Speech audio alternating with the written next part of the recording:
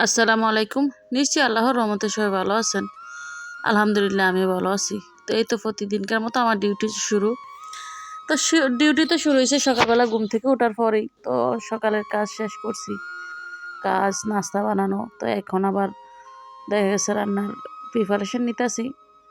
তো রান্না করার আগে তো সব কিছু একদম কাইটা উইটা গুছাই নিতে হয়। তো সব কিছু কাইটা গুছাই নিলে কিন্তু রান্নার তেমন সময় লাগে না। তো আমি প্রতিদিন এই কাজটাই করি, সব কাজ গুছিয়ে তারপরে রান্না করতে আসি। তা আমার মতো অনেক আপুরও কিন্তু রান্না করে, মানে গুছিয়ে রান্না করে। তো এতে একদম যা যা দরকার একদম সব কিছু গুছাই নিছি, যাতে পরে আর ঝামেলা না হয়। তো আজকে আমি মাংসের ভর্তা করবো। দেখেন, অনলাইনে অনেক দিন ধরেই দেখতেছি যে মাংসের ভর্তা খায়, তো আমিও চিন্তা করলাম একদিন করি। তো এটা কিন্তু বুকের মাংস, মুরগির, যেটা একদম হাড় ছাড়া। তো সাথে পেঁয়াজ, রসুন, কাঁচামরিচ, শুকনা মরিচ, কয়েকটা আদার টুকরা, তারপরে একটা টমেটো দিছিলাম সাথে। তো টমেটোটা দেওয়াতে কিন্তু ভালো লাগছে আর কি ভর্তাটা। তো তেলের মধ্যে এগুলো ভাজা নিলাম, আর মাংসটা আরও কিছুক্ষণ ভাজা নিলাম, যেহেতু মাংস এটা, এই কারণে। তো এই যে সব কিছু ভাজা ভুজা নিলাম। তো এখন আবার মাছ দিয়ে ফুলকপি দিয়ে রান্না করবো। তো প্রথমে মাছটা ভাজা নিতেছি। তো এই পাঙ্গাস মাছ ভাজ দিলে আসলে বাচ্চারা খায় নাই, নো পারি না।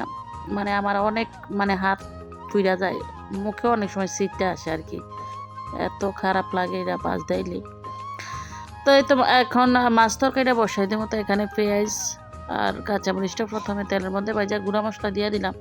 তো এখানে হলুদের গুঁড়া, মরিচের গুঁড়া, ধনিয়ার গুঁড়া আর লবণ ছিল। সাথে কিন্তু আমি যে কোনো তরকারির মধ্যে একটু আদা রসুন বাটাও খাই। তো দিয়ে তো পানি দিয়ে ভালোভাবে কষাই নিলাম। তো এখন তরকারিটা দিয়ে দিব। তো ফুলকপিটা এর আগের দিন রান্না করছিলাম, আমার ছেলে বলছিল খুব নাকি ভালো হয়েছে, ভালো লাগছে। তো আজকে আবার রান্না করতেছি। তো ফুলকপিটা আমার প্রথম কয়েকদিনই ভালো লাগে, এরপর আর খাইতে তেমন ভালো লাগে না। তো আমি তরকারিটা বসাই দিলাম, আর এই ফাঁকে চিন্তা করলাম যে ভর্তাটা বানাইনি। তো এই যে বাটনা আনছিলাম, বাটনাটা গরিপুর থেকে আনছিলাম আমি, এখনও এটাতে কোনো ভর্তা বানাইনি। তো জীবনের প্রথম মাংসের ভর্তা বানাইতেছি, তারপরে আমার বাটনাটাও দেখা গেছে নতুন। তো নতুন ভর্তা নতুন বাটনায় বাটবো আর কি। তো এই বাটনার সুবিধা হচ্ছে, আমরা কিন্তু অনেক ভর্তা আছে যেটা একটু একদম মিহি না করে একটু কিন্তু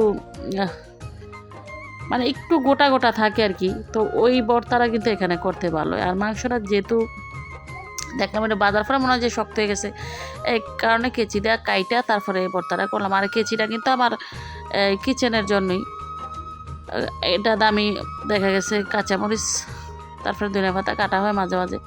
এটা আমি আমার রান্নাঘরে কাজ করার জন্যই নিছি। তো আর ভর্তাতে তো অবশ্যই ধনিয়া পাতা দেওয়া লাগবে, যে কোনো ভর্তার মধ্যে কিন্তু ধনিয়া পাতাটা দিলে স্বাদ দ্বিগুণ হয়। তো একদম ভালো করে এটা পিষে নিলাম। তো জীবনে প্রথম বানাই খাইছে, আমার কাছে কিন্তু খুবই ভালো লাগছে, একদম অসম্ভব মজা লাগছে। তো আমি কিন্তু একা খাইনি, আমার যা, আমার বাইরের বউ, তাদেরকে দিয়েও খাইছি। আর দেখেন একদম অল্প হয়েছে, অল্প হইলেও খুব ভালো লাগছে। দেখা গেছে আরও বেশি হইলে মনে হয় যে আরও কয়েকজনকে দিয়ে খাইতে পারতাম আর কি।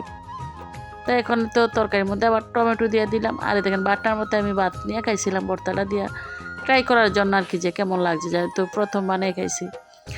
তো অনলাইনে কোনো জিনিস দেখলে চোখে ভালো লাগলে আমার ওই জিনিসটা মাঝে প্রায় সময় কিন্তু ট্রাই করি, যে রান্না করে দেখি কেমন লাগে। সত্যি ভালো লাগে, যত রকমের ভর্তা যাই রান্না করে খাইছি সবই ভালো লাগছে।